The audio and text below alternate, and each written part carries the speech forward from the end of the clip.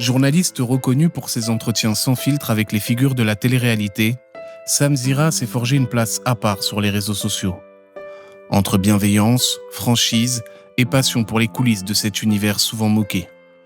Depuis peu, il s'est aussi mis à interviewer des personnalités politiques dans lesquelles il voit beaucoup de similitudes avec les stars de la télé-réalité.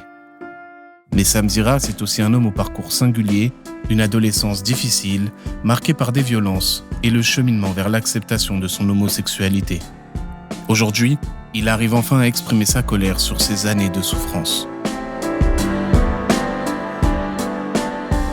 On connaît Sam Zira, l'intervieweur des stars de télé-réalité, mais on en sait très peu sur toi. Dans une vidéo, j'ai vu que tes parents disaient que tu avais beaucoup souffert durant ton adolescence. Est-ce que tu peux nous en parler ? Alors, j'ai un peu de mal avec ce sujet-là parce que c'est un sujet qui me gonfle. Parce qu'en fait, j'ai réalisé qu'on a tous beaucoup souffert. On a tous vécu des choses qui sont extrêmement difficiles et ça me gêne à chaque fois de parler de ça en mode... j'ai toujours ce truc de il y a pire, alors pourquoi tu vois s'apitoyer sur son sort ou autre ? Mais ça, c'est déjà pour t'expliquer le contexte, pourquoi ça me saoule un petit peu. Après, tout simplement parce que quand tu fais face aussi jeune au regard des autres, aux moqueries par rapport à l'orientation, alors que tu sais pas toi-même ce que tu es, et qu'on te le fait savoir alors que toi-même t'as pas la réponse à toutes ces questions-là, je l'ai vécu avec énormément de violence interne et de honte. Tu sais même pas toi-même ce que tu es, on n'est pas en train de parler d'attirance ni rien, qu'on te colle des étiquettes et c'est une sorte de... Non, c'est violence ce que j'allais dire, mais c'est une sorte de... Non, je le dirais pas. J'allais dire de viol spirituel, psychologique. On veut te contraindre, on veut te forcer à te dire que tu es ça, ou que tu vas vivre ça, ou que tu vas le vivre de cette manière-là, ou que tu aimeras ce type de personne-là. Et c'est hyper dur parce que tu grandis avec le truc de tes parents, de toute la société, du monde dans lequel on vit, de la binarité, du fait d'être un homme, une femme, de s'aimer entre hommes et femmes, de faire des enfants, de faire une famille, d'avoir une maison, ton chien, tout ça. Et je l'ai vécu avec beaucoup de violence de me dire que ce rêve commun, en fait, il s'est brisé très rapidement, très jeune, et que c'était les autres qui me le faisaient le savoir. Et ils devaient pas savoir que c'était violent, peut-être pour moi. Et ce que je raconte, c'est ce qu'a dû vivre énormément de jeunes garçons ou de jeunes filles par rapport à leur genre, par rapport à leur sexualité, dont ils étaient peut-être pas encore au courant. Et forcément, j'en parlais pas. Donc à mes parents, parce que la honte. Donc tu peux pas parler de quelque chose dont tu as honte à tes parents. C'est pas possible. Comment tu l'as dit à tes parents ? Comment ça s'est passé ? Je crois que j'ai attendu l'âge de mes 18 ans, peut-être inconsciemment, comme si c'était une sorte d'émancipation. Et comme si, ça y est, je pouvais faire enfin ce que je voulais, alors que mes parents n'ont jamais été contraignants à ce niveau-là sur quoi que ce soit, ou m'ont jamais donné de signes ou montré de signes particuliers, qui auraient pu me faire croire l'inverse. J'en ai parlé à ma sœur, d'abord, et puis ma sœur m'a proposé d'en parler à ma mère, et puis après, ma mère, un jour, m'a envoyé un message. Non, elle est venue me voir, elle m'a dit « Quand est-ce que je t'invite au restaurant avec ton copain ?» Voilà, ça s'est passé comme ça. Et alors, juste avant, tu parlais de... Moi, je pense que le terme violence psychologique n'est pas forcément mal choisi. Justement, tu parles de ça, de mal-être. Comment ça se traduisait chez toi ? Comment t'as vécu ton adolescence ? Très mal. Très, très, très, très mal. Depuis petit, avec ce regard de l'autre qui me faisait me dire que je n'étais pas dans ma bonne orientation des petits. Alors, ça commence tout petit, par... Mais quand je te dis très très très petit, c'est genre fin de maternelle, j'en ai déjà des souvenirs. En mode t'es une fille, tu n'es qu'avec les filles. Pourquoi tu n'es pas dans le groupe des garçons ? Pourquoi tu vas dans le groupe des filles ? Pourquoi t'es tout le temps avec ta sœur ? Tu ressembles à une petite femmelette. Et puis en grandissant, c'est toi tu vas devenir gay, toi tu vas devenir pédé, toi t'aimes les hommes, tu veux ma bite, tu veux des trucs comme ça. C'est très violent. C'est très violent, très jeune, dès le primaire, des choses comme ça. Et tu peux pas en parler, tu ne peux pas, parce que c'est trop gênant. Et tu te dis que si t'en parles, ça va faire un effet mégaphone et ça va être pire. Et donc j'ai appris, petit, à essayer de le camoufler, de le cacher. C'était très dur. Donc c'était la démarche, l'intonation de la voix. Il fallait tout maîtriser. Mon port de tête, la façon dont étaient mes épaules. Est-ce que j'ai pas un geste qui risque de me trahir ? Est-ce que j'ai pas... Dans l'intonation de ma voix, voilà, il faut bien que je sois comme ça, parce que sinon, si je me mets à parler peut-être comme ça, on va se dire, tiens, il est un peu efféminé, lui. Donc voilà, c'était ça qui était très difficile. J'ai eu le sentiment de jouer quelqu'un que j'étais pas toute mon enfance, toute mon adolescence, j'ai pas pu être moi. Je n'ai pas pu être le garçon que j'étais et m'épanouir dans ce garçon que j'aurais dû être. Et aujourd'hui, tu te sens libéré de tout ça? Non, aujourd'hui, je me sens pas pleinement libéré de tout ça. Parce que je suis désolé, mais l'homophobie, elle est persistante, elle est latente, elle est partout. Où qu'on aille, on nous le fait sentir qu'on n'est pas encore normal. On nous fait sentir qu'on n'est pas dans un monde homme, femme, mariage, enfant, maison, chien. On nous le fait sentir tout le temps. Et c'est bien pour ça, je pense que aujourd'hui, je suis incapable. Dans la rue, je suis en couple depuis 10 ans. Hein. Je suis incapable d'avoir un geste de tendresse envers mon compagnon dans la rue. Je suis pas en train de te parler d'une galoche ou même d'un smack. Hein. Ça, je pense que ma pudeur fait que je ne pourrais pas le faire. Et encore, si j'étais hétéro, je sais pas si je le ferais ou pas. Peut-être que je réagirais différemment. Je suis incapable de ne faire ne serait-ce que ça. Dans un taxi, au restaurant, dans la rue. Parfois, pour rigoler, je fais genre que je vais lui prendre la main comme ça parce que lui, il aimerait bien. Et je vais l'enlever comme ça, et lui, il me la tient comme ça, il me fait « Non, allez, on fait un exercice !» Je fais « Mais ça va pas ou quoi ?» Non. T'es encore traumatisé par tout ça? Je sais peut-être que c'est traumatisé encore, je sais pas si c'est traumatisé, mais je me sens pas dans un espace public qui me permet de vivre mon orientation librement. Voilà, malgré tout ce qu'on peut dire, malgré tout ce qu'on peut entendre. Et au contraire, je trouve qu'il y a une recrudescence de l'homophobie ces derniers temps, avec la conjoncture politique, notamment aux États-Unis, avec Donald Trump. J'ai l'impression que même jusqu'en France, ça arrivé jusqu'à nous et que c'est encore plus permissif. Enfin, que les gens se sentent encore plus la permission de te clasher sur ton orientation, de se moquer de ce que tu es, de ce que tu représentes. Et puis un truc dont j'en ai marre, mais ça j'en ai marre même sur mes sujets, ça va être toujours ah, mais de toute façon, tu défends les gays parce que t'es gay. Ah, mais de toute façon, Sam, il le prend à cœur parce que c'est normal, il est gay. Foutez-moi la paix avec ça. Lâchez-moi. Vivez le quart de ce que j'ai vécu depuis que je suis gosse en me cachant. Vivez le quart de toutes les moqueries, de toutes les saloperies, de toutes les horreurs en me disant viens sucer ma bite alors que j'étais qu'un enfant. Vivez le quart de tout ce que j'ai vécu et après, vous viendrez me donner des leçons de morale en me disant ce que j'ai le droit de prendre à cœur ou de ne pas prendre à cœur. Par contre, il y a un sujet, ça m'a éveillé à un sujet qui est très présent chez moi, c'est les discriminations. Et quelles que soient les discriminations, c'est quelque chose qui me prend à cœur parce que j'ai toujours ce truc de me dire, si j'avais été noir, comment je l'aurais vécu? Est-ce que j'aurais eu toutes les chances que j'ai aujourd'hui? Si j'avais été musulman, est-ce que j'aurais eu la chance de développer tout ce que je fais aujourd'hui de la même façon? Est-ce que je me serais pris les mêmes critiques? Est-ce que je m'en serais pris d'autres? Et si j'avais été, par exemple, musulman et gay, qu'est-ce qui se serait passé? Bon, il se trouve que je suis né, je l'ai pas choisi, juif, gay, je l'ai pas choisi non plus, ce n'est pas un choix. Et fut un temps, je pensais à ça, mais j'étais épileptique quand j'étais petit, de 7 à 13 ans, très fort. J'ai failli y passer plus d'une fois. Je me disais, mais qu'est-ce que j'aurais vécu si j'avais été à la Seconde Guerre mondiale? Gay, juif, épileptique, je cochais toutes les cases. On sent en tout cas que ça te révolte encore d'en parler aujourd'hui. Parce que la colère, forcément qu'elle est encore là. Je sais pas si un jour elle s'atténuera. On essaie de nous faire croire avec le développement personnel que j'ai beaucoup suivi. Mais aujourd'hui, j'appelle ça un peu le développement impersonnel. Parce que j'ai l'impression que c'est des disquettes qu'on essaie de nous donner pour nous faire croire qu'on peut vivre un monde meilleur que nenni. Est-ce qu'un jour, je serai en paix avec cette discrimination que j'ai vécue? Je sais pas. Et on essaie donc de nous faire croire que c'est pas normal de vivre cette colère, que si on est encore dans cette colère-là, c'est que on n'a pas résolu notre problème, on n'est pas encore en paix. Non, j'ai pas encore résolu le problème qu'on m'a jeté, qu'on m'a craché au visage depuis que je suis arrivé sur cette terre. Non, je l'ai pas encore résolu parce que le problème n'est pas résolu, tout simplement. Voilà. Par contre, après, est-ce que je veux en parler aujourd'hui? Oui. Ce que je suis en train de faire avec toi là, j'aurais été incapable de le faire il y a 5 ans. J'aurais pas pu. J'aurais été encore bloqué par une forme de gêne, par une forme de honte. Aujourd'hui, ça déjà, je me suis délesté du poids de cette honte-là, petit à petit. Et ça déjà, c'est super. Je trouve, Voilà. Est-ce que ce que tu nous racontes et ce que tu as vécu, ça t'a amené à poser ce regard qui est, on va dire, quand même différent des autres personnes sur la télé-réalité? Peut-être, va savoir. Peut-être que moi, on cherchait pas à me connaître.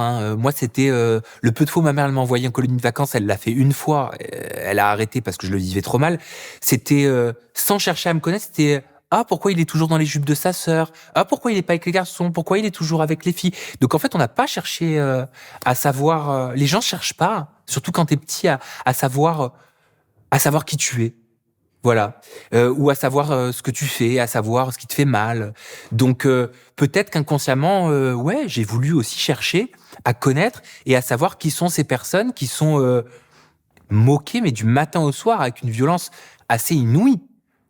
Bon, alors certains, je peux comprendre, hein, parce qu'il y en a quand même qui font les choses qui sont pas en règle. Mais ça, c'est encore autre chose. Les arnaques, les machins, les trucs. Voilà, ça, c'est des sous-sujets, c'est des sous-catégories. Mais dans l'ensemble, oui, le candidat de télé-réalité, depuis le début, je suis désolé, il a pas été, au-delà de pas avoir été pris au sérieux, il a été moqué. Ah bah d'accord, ils ont accepté de se mettre dans un loft pendant 2 mois, sans rien foutre, et ils sont devenus célèbres, comme ça? D'accord, c'est des merdes. Bah non, en fait. Ils ont une vie avant. Ils ont un parcours. Ils ont fait des choses. Ils feront des choses aussi après. Alors justement, toi, tu défends activement la télé-réalité. Hein. Tu dis que ça permet d'aborder des sujets tels que le féminisme, l'orientation amoureuse, la transphobie. Tu vas même jusqu'à dire que la télé-réalité, c'est très politique. Est-ce que tu peux nous expliquer? Oui. Alors, je défends la télé-réalité autant que je critique aussi la télé-réalité. Voilà, je veux dire, je pense que c'est pour ça que j'ai pas mal de détracteurs aussi dans le milieu et qu'on m'a pas facilité les choses. C'est parce que ma voix, elle est pas unique, elle est pas unilatérale. Hein. Je parle vraiment des deux sujets. Oui, la télé-réalité, c'est de la politique. La télé-réalité, c'est tout simplement tout ce qui se passe dans notre société de façon exacerbée. Et derrière, ce qui nous semble léger en télé-réalité ou en télévision de divertissement, je me suis rendu compte qu'il y avait des sujets qui étaient extrêmement profonds. Oui, en effet, la télé-réalité permet de parler de consentement. La télé-réalité permet de parler des relations humaines entre les hommes, les femmes, les genres. Et du coup, je me disais à l'époque, bon, bah, peut-être que t'es un garçon, entre guillemets, qui aime la chirurgie.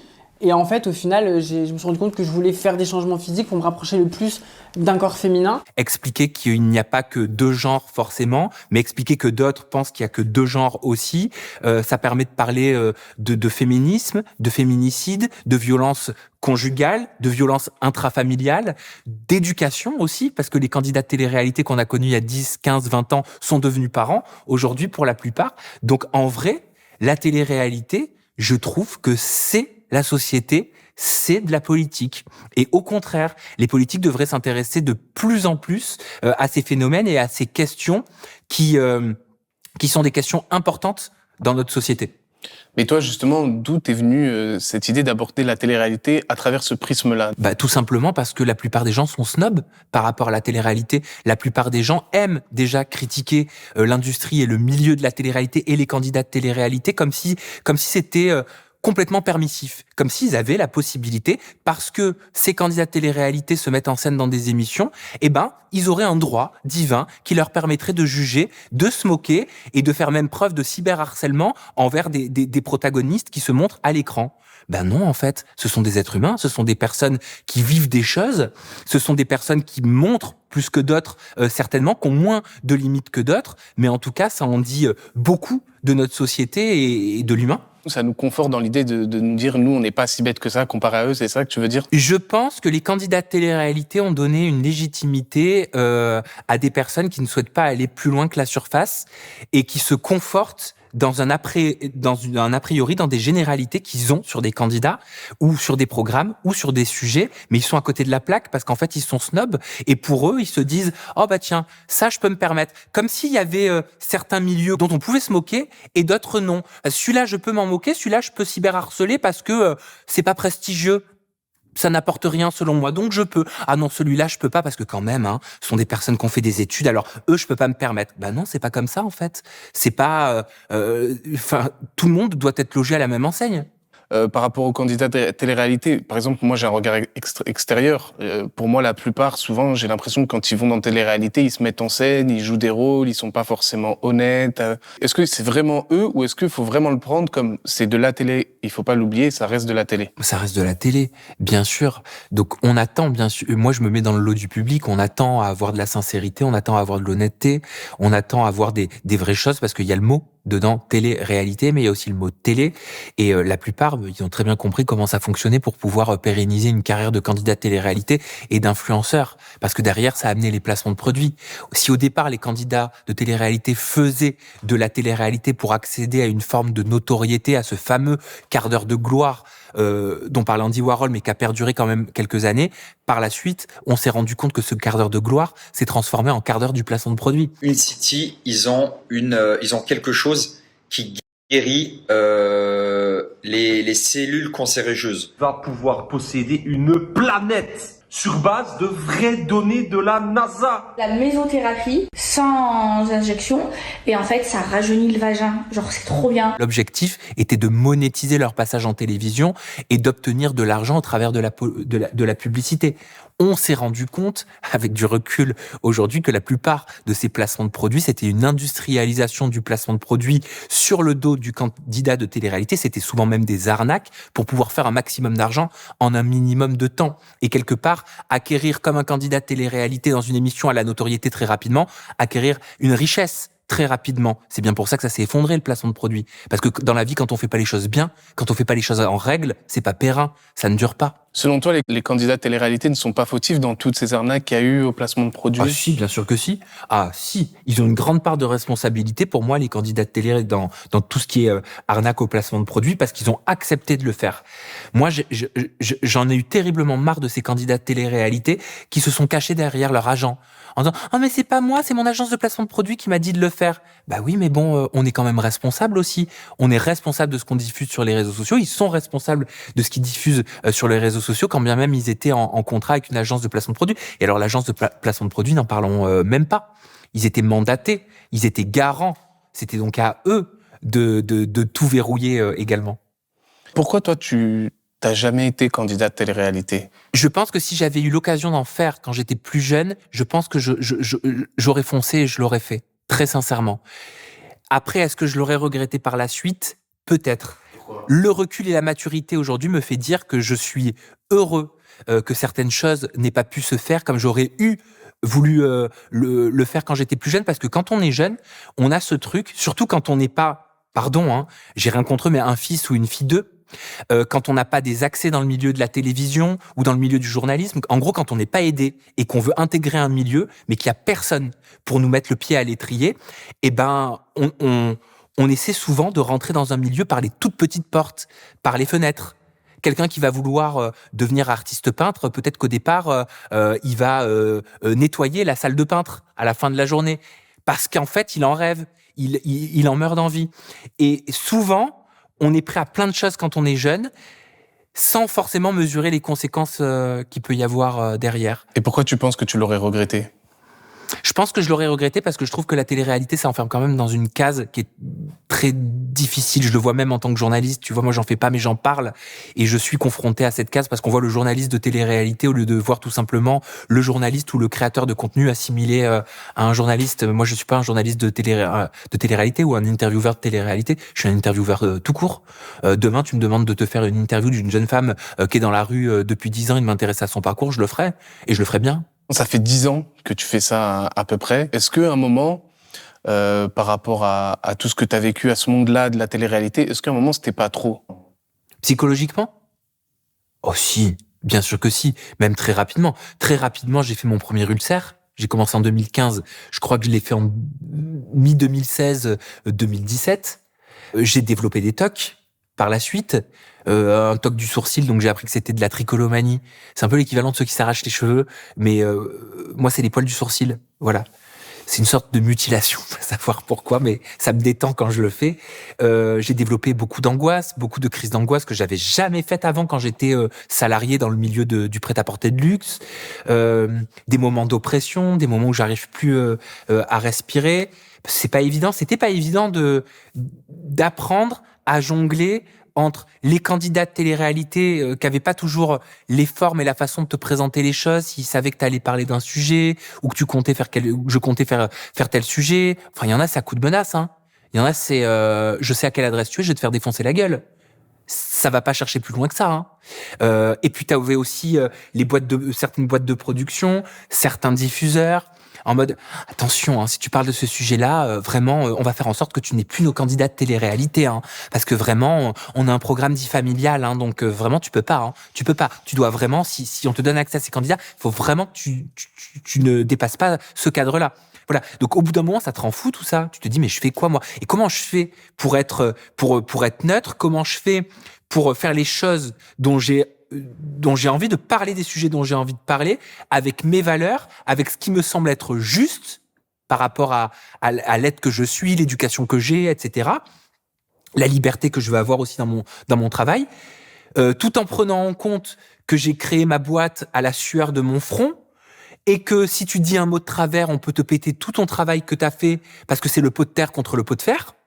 Je me suis dit, stop. En fait, peu importe ce qui se passe. On veut me bloquer, qu'on me bloque. On veut me boycotter, qu'on me boycotte. Tu veux me menacer, m'envoyer des gens pour me casser la gueule en bas de chez moi ? Envoie-moi des gens pour me casser la gueule en bas de chez moi. C'est pas grave. Voilà. Je continuerai de faire mon travail comme il me semble être bon de le faire. Et c'est comme ça, petit à petit, de fil en aiguille, que j'ai avancé. Je croyais que tout ce que j'avais construit allait s'anéantir parce que je n'allais pas dans le sens de la plupart. Et au final, non, ça m'a renforcé. Tu t'es jamais censuré ? Si, bien sûr que si, que je me suis censuré. Bien sûr qu'il y a eu des fois où je me suis dit je peux pas poser cette question-là, sinon je vais me mettre telle boîte de prod à dos. Oh là là, je peux pas poser cette question-là, sinon je vais me mettre ce candidat à dos qui m'a dit fais attention, je t'envoie quelqu'un en bas de chez toi pour te péter la gueule. Bien sûr, mais faut passer par cette étape-là pour se dire mais fuck, pardon, mais je vous emmerde tous et je vais faire les choses comme je l'entends moi, parce que sinon vous allez me rendre malade. Et puis tu ne peux pas bien et correctement t'écouter si tu veux écouter tout le monde. Et puis au bout d'un moment, il faut savoir faire la part des choses entre ce qu'on veut te faire faire pour l'image ou ce qu'on accepte que tu sois. Et ça, c'est très différent. Et c'est là où je vois, et heureusement, ça arrive, c'est là où je vois la différence entre certaines boîtes de prod et l'éthique de certaines boîtes de prod et certains diffuseurs. Il y en a qui m'ont boycotté parce que j'ai décidé d'aller à l'inverse de ce qu'ils me demandaient de faire. Et il y en a, au contraire, qui me disent, ce qui me gênerait, c'est si tu ne dis pas véritablement ce que tu penses dans tes sujets, et si tu ne fais pas tes sujets comme tu l'entends. Là, je me dis, ok, c'est une relation quand même, c'est plutôt sain. C'est plutôt sain. Voilà. Puis de toute façon, même s'il me disait de pas le faire, je le ferais quand même. Donc... Depuis peu, au-delà des interviews des stars de télé-réalité, tu t'es mis aussi à faire des interviews d'hommes et de femmes politiques. Oui. Pourquoi avoir choisi ce chemin-là ? J'avais une fausse croyance qui me disait que un jour, quand je serai vieux, je ferai des interviews des personnalités politiques, voilà, des législateurs. Et puis l'été dernier, je me suis dit mais pourquoi est-ce que tu vas attendre d'être vieux pour faire des interviews de politique? Je pensais que c'était en fait la continuité logique de mon métier. T'as commencé comme ça et quand tu seras vieux, tu feras ça. Non, pas du tout. Et je me suis dit que si j'avais pensé à ça, c'est certainement que j'avais envie d'en faire. Et puis j'ai replongé dans mes souvenirs. Je me suis dit mais c'est vrai, mais quand t'as reçu Arthur Delaporte, bon, même si c'était pour parler de l'encadrement des placements de produits de la loi influenceur, j'ai kiffé, j'ai adoré l'exercice. Et puis quand j'ai reçu Rima Hassan, ça m'a sorti de ma zone de confort. Ça m'a montré une façon de travailler mon interview encore différente parce que les enjeux étaient différents et ça me sortait de ce que j'avais l'habitude de faire. Donc je me suis dit, non, si j'ai envie de le faire, je le fais et je vais pas attendre quoi que ce soit. Et c'est comme ça que je me suis mis à contacter différents protagonistes du monde de la politique et puis petit à petit que j'ai réalisé des interviews de politique. Comment tu les prépares ces interviews ? Qu'est-ce que tu te dis qu'il faut que tu poses comme question à ces personnalités-là ? Alors, je les prépare de la même façon que je prépare n'importe quelle interview. J'essaie en ce moment de mettre, même si j'ai du mal, mais de mettre un peu la politique de côté et de me dire, ok, en fait, qu'est-ce que cette personnalité politique m'évoque ? Au-delà de ce qu'on a l'habitude d'entendre, au-delà de ce qu'on voit, au-delà de ses prises de parole, je vais te prendre l'exemple de Sandrine Rousseau. Quand j'ai travaillé son interview, je me suis dit, allez, ok, mets le barbecue de côté, mets tout ce qu'on a entendu de côté. Et là, j'ai pensé à sa coupe de cheveux. Voilà. Donc je me suis dit, attends, mais on n'a jamais vu Sandrine Rousseau avec une autre coupe de cheveux que Sandrine Rousseau avec les cheveux là. Est-ce qu'il y a une raison ? Est-ce que c'est peut-être pour, je sais pas moi, pour s'imposer dans un milieu un peu macho, masculin, qu'est la politique ? Est-ce que ça renvoie un message malgré elle ? Et j'étais plutôt content parce qu'au moment de l'échange, elle a rigolé et elle me dit, c'est marrant, on m'a jamais posé cette question-là. Et là, je me suis dit, bingo. C'est marrant que tu me poses cette question parce que je crois qu'on me l'a jamais posée. Alors oui, les cheveux sont politiques.